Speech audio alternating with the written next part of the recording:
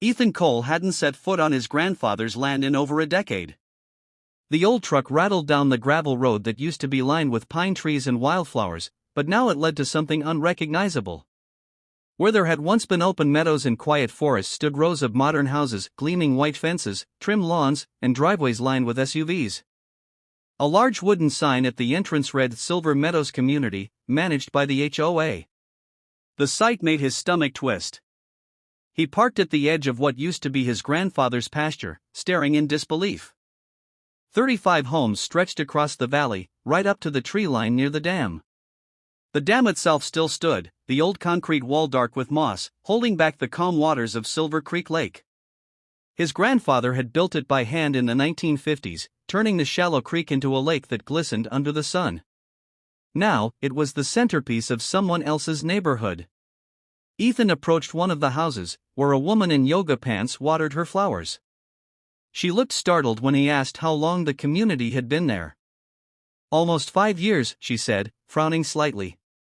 The developer said this was unused land. "You must be new here." New here. The word stung. He was the only one who had ever belonged to this land.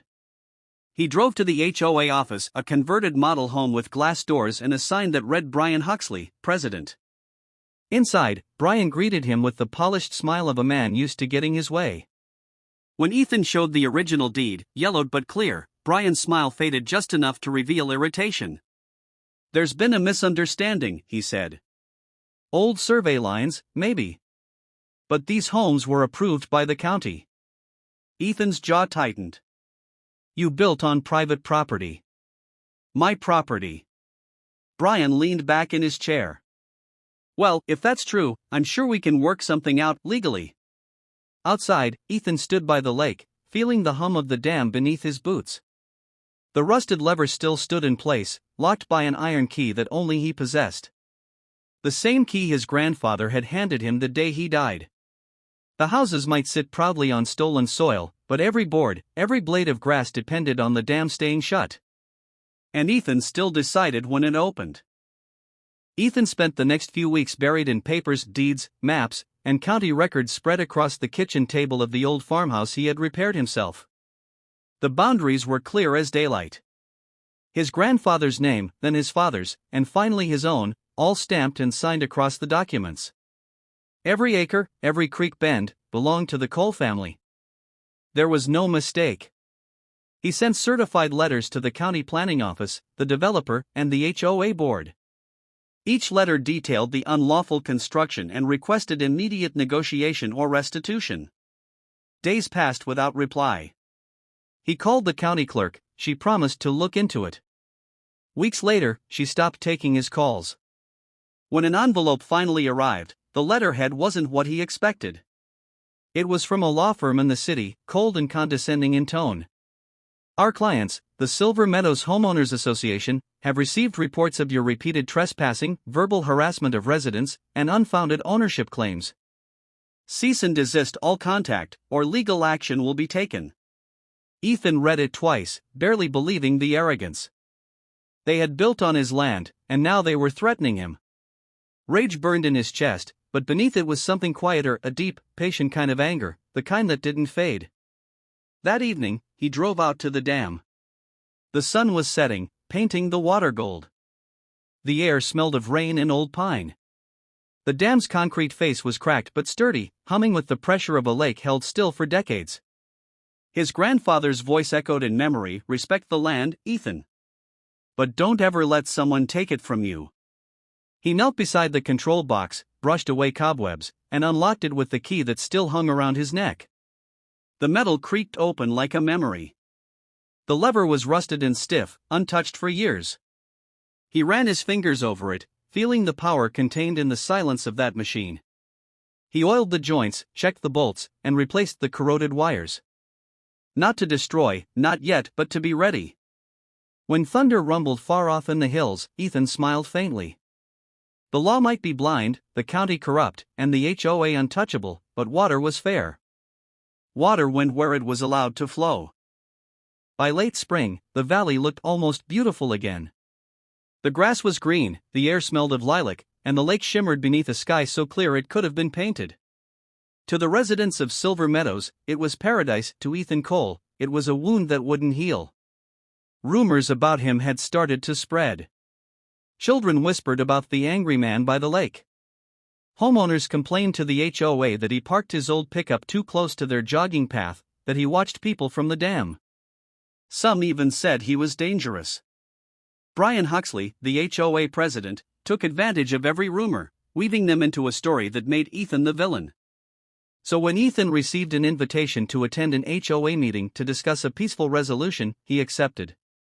He walked into their model home meeting room, boots muddy from the lakeshore, while 30 people in pressed shirts and summer dresses stared at him like he didn't belong. Brian greeted him with that same salesman smile. "Mr. Cole," Brian began, voice smooth and patronizing, "we understand you believe this land is yours, but the community has invested millions into these properties. The county recognizes Silver Meadows as legitimate. I think it's time to put this matter to rest." Ethan laid a thick folder on the table. Inside were original deeds, maps, and county survey records, proof of ownership going back 60 years. "You didn't buy this land," he said evenly. "You stole it.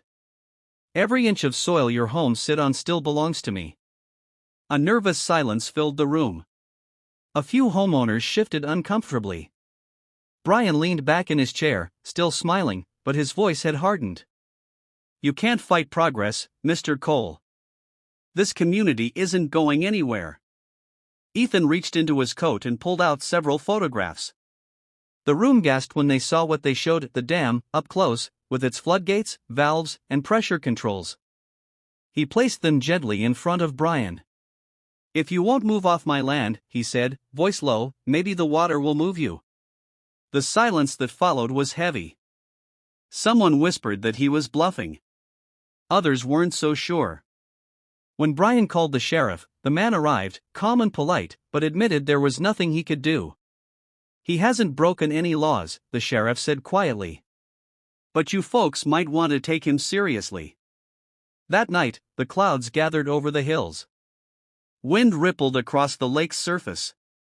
Ethan stood by the dam, listening to the deep, steady rumble of water pressing against stone.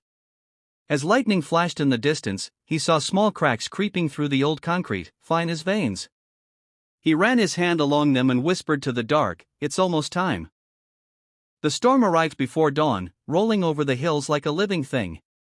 Rain hammered the earth in heavy sheets, turning the roads into rivers of mud. The wind howled through the trees, bending them low, and thunder shook the valley so hard it rattled the windows of the Silver Meadows homes. From the dam, Ethan Cole watched the dark water churn and rise, swirling like a beast straining against its cage. The dam groaned beneath the pressure. Every drop of rain added weight to the secret he held. He had barely slept.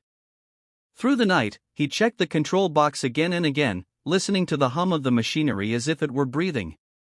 The gauge needles trembled near the red zone, the highest they had been in years. One more hour of storm, and the dam would be near its limit. The lake wanted out. The land wanted payback. Headlights cut through the mist behind him. A black SUV bounced up the dirt road, tires slipping in the mud. Brian Huxley climbed out, soaked to the bone, his expensive jacket plastered to his skin. He shouted over the storm, waving a folder above his head. "Ethan! Wait! I have the papers, the deal's ready." His voice cracked with desperation. "You win, all right? We'll buy the land. You'll be paid full market value. Just don't." The wind swallowed his words. Ethan didn't answer. He simply watched the floodgates rattle, his hand hovering over the lever. Water roared against the dam, slamming into the concrete like fists. "You should have come sooner," Ethan said at last. His voice was almost lost in the storm. A deafening crack split the air, the sound of concrete fracturing. One of the pressure valves burst, spraying a jet of water. Brian stumbled backward, eyes wide. Ethan lunged to stabilize the mechanism, but it was too late. The lever jerked free in his hands. With a shuddering roar, the floodgates tore open. The lake exploded forward in a wall of white fury. Water surged through the valley, crashing through fences, tearing up lawns, and sweeping across the immaculate streets of Silver Meadows. Cars floated like toys. Mailboxes vanished. Lights flickered out as the power lines fell. When the storm finally quieted, the valley was unrecognizable, drowned beneath a shallow, steaming lake. Houses stood half submerged, windows shattered, fences gone. From the hill above, Ethan watched in silence. The sheriff would call it an act of God, the newspapers a freak disaster. But Ethan knew the truth. The dam had only done what it was built to do, hold back the flood until the time was right. The land had taken back what was stolen, and Ethan, for the first time in years, felt the strange peace of justice washing through the rain.